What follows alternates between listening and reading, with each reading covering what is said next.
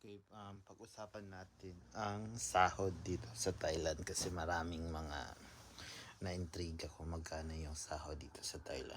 Actually, dito mga kamamangan, hindi naman sobrang um, laki ng sahod namin. Which is, sakto lang naman din na makakaraos buwan-buwan kasi monthly yung tawag dito. Sahod. So, hindi siya every 15 days. Hindi kagaya sa Pilipinas na yung mga private school is tumatanggap ng sahod every 15 days. So, dito naman sa Thailand is every katapusan. So, may mga nagsasabi, may nagtatanong kung totoo ba yung mga um, vlogs ng ibang teacher na umaabot sila ng 45K, 50K.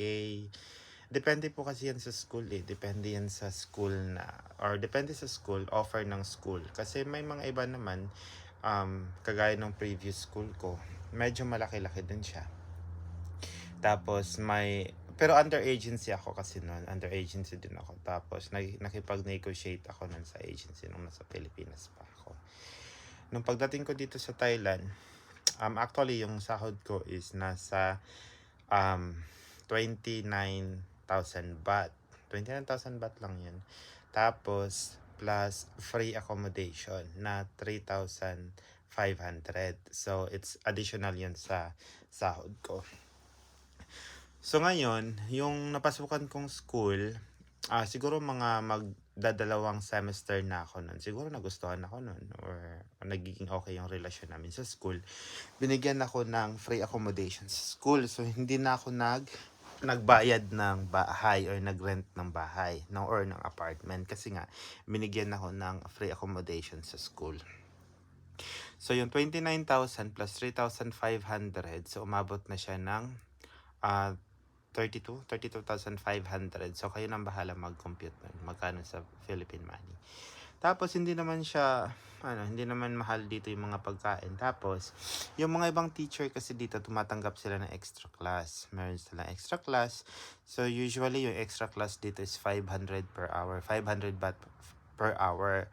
So, kung nagtiteach sila ng 3 hours per day, kasi usually yung iba every Saturday Sunday, pero yung iba everyday talaga sila tutorial.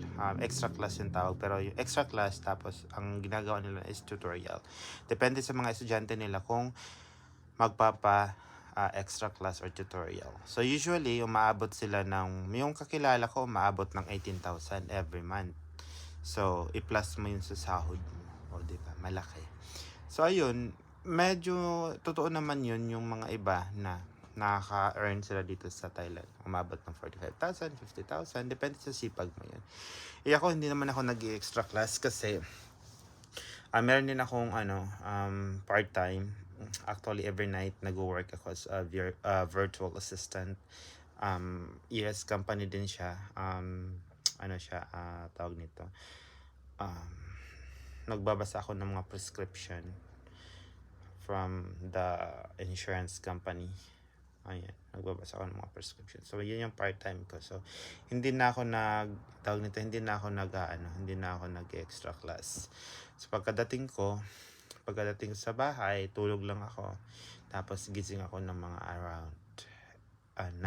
So, 9 p.m., 10 p.m. sa Pilipinas, 9 p.m. dito. Tapos, 10 a.m. doon sa US, Central Standard Time.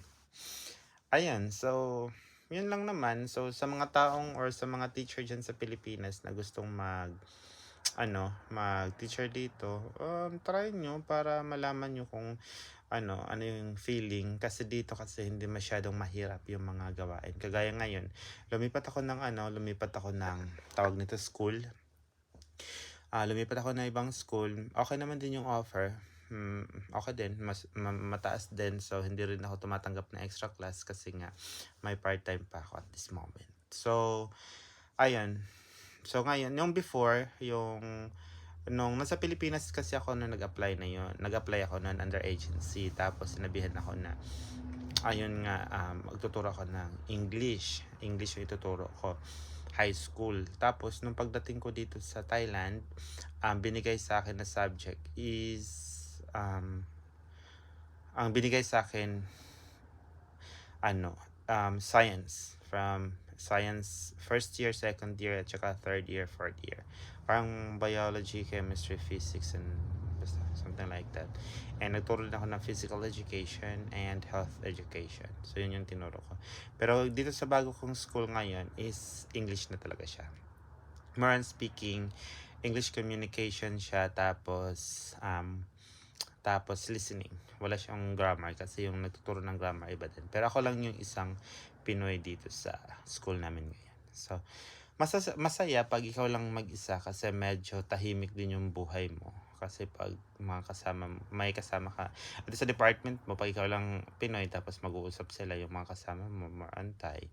Or ikaw lang mag-isa foreigner. So, ayun, hindi masyadong magulo. So, ayun. So, kung meron kayong mga katanungan, just message me. Message me na. So, actually, marami na rin, hindi naman marami, medyo meron na rin akong mga kaibigan na natulungan na nakapunta dito. So, okay naman yung mga experiences nila. Sabi nila, masaya naman din sila. So, yeah. So, if you need, or if you have any question, just drop me a message or message me, guys. I will tell you more details about how to apply here in Thailand. Sure. Bye bye.